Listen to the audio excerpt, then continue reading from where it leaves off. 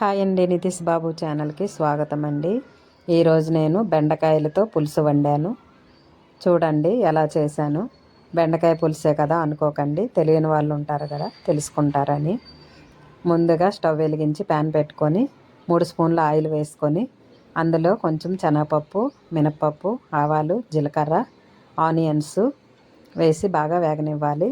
ఎండుమిర్చి, కరివేపాకు, పచ్చిమిర్చి కూడా వేసుకుంటే టేస్ట్ బాగుంటుంది. అందులో బాగా కడిగి బట్టతో తుడుచుకొని బెండకాయలు ముక్కలుగా కోసుకొని పక్కన పెట్టుకున్నాం కదా, ఆ ముక్కలు వేసుకొని 2-3 నిమిషాలు బాగా వేగనివ్వాలి. 2-3 నిమిషాలు వేగితే సరిపోతుంది, పులుసుకే కదా. అందులో 2 టమాటాలు కోసి ముక్కలు వేసుకోవాలి. అవి బాగా వేగినాక కొంచెం సాల్టు, రుచికి సరిపడినంత సాల్టు, పసుపు, కారం, ధనియాల పొడి, జీలకర్ర పొడి అన్నీ వేసి బాగా వేయించాలి.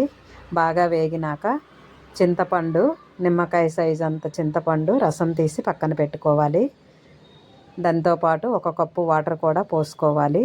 2 బాగా ఉడకనివ్వాలి. బెండకాయలు ఉడికిపోయాయి అనగా కొత్తిమీర వేసి దించేయడమేని.